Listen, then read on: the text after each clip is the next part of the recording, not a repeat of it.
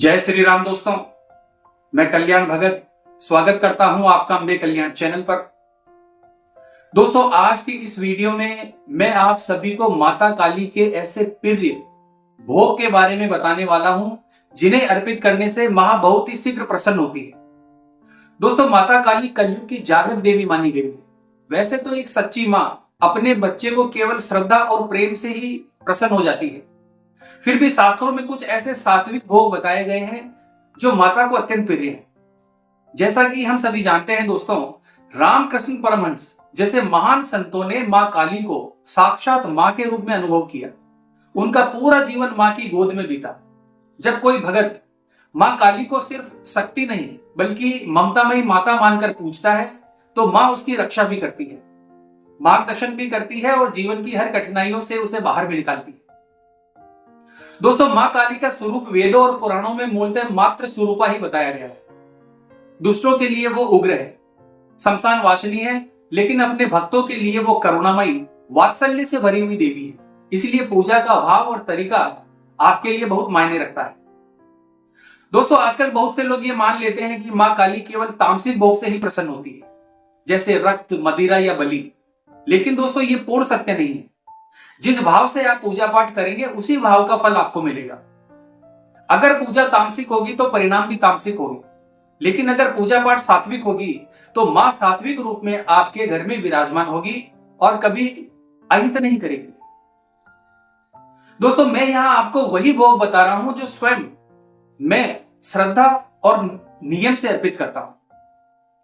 मैं शनिवार और मंगलवार को माता काली और बालाजी महाराज का भोग लगाता हूं, सोमवार को बाबा भोलेनाथ का।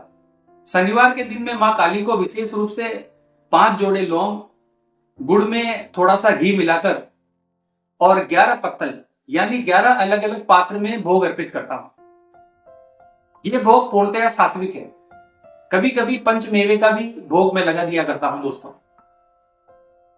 तो चलिए दोस्तों, अब जानते हैं मां काली के 12 प्रिय जो भोग हैं उनके बारे में, जिन्हें आप निश्चिंत होकर अर्पित कर सकते हैं। इसमें कोई परेशानी वाली बात नहीं है। पहला है दोस्तों इमरती। यह मां काली को अत्यंत प्रिय मानी जाती है। खीर का भोग मां को बहुत ही शीघ्र प्रसन्न करता है। इसके अलावा दोस्तों नारियल, पेड़ा, सफेद बर्फी, सफेद रसगुल्ले, घी का हलवा, खीर पूड़ी, बतासे और लौंग, और वो भी जोड़े में, और पंचमेवा जिसमें काजू, बादाम, किशमिश, मखाना, जायफल। दोस्तों, जायफल सात्विक बलि के रूप में स्वीकार किया जाता है। और एक बात का हमेशा ध्यान रखें दोस्तों, माता काली को भोग हमेशा जोड़े में अर्पित करें, जैसे 2 रसगुल्ले, 2 बर्फी, 2 इमरती या 5 या 11 लौंग के जोड़े। नींबू का भोग विशेष रूप से संकट निवारण के लिए चढ़ाया जाता है, जिसमें 11, 21 या 51 नींबू की माला मां को अर्पित की जाती है।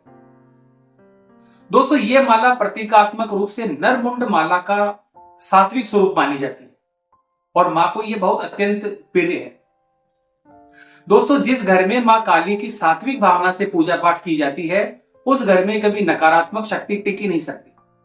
ना धन की कमी रहती है, ना किसी रोग का प्रभाव रहता है, और ना ही किसी प्रकार की ऊपरी बाधा प्रवेश करती है।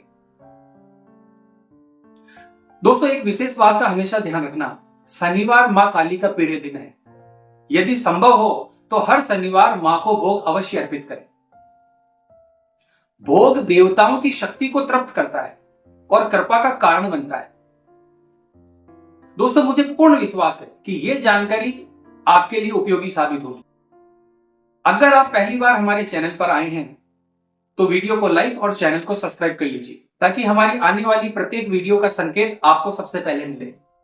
और हाँ दोस्तों, मैंने कुछ प्रोडक्ट के लिंक है जो नीचे डिस्क्रिप्शन बॉक्स में दिए हैं, जिनका यूज करके आप अपने घर की नेगेटिविटी को रिमूव कर सकते हो, और इन चीजों का उपयोग आप अपने पूजा पाठ के दौरान भी कर सकते हो।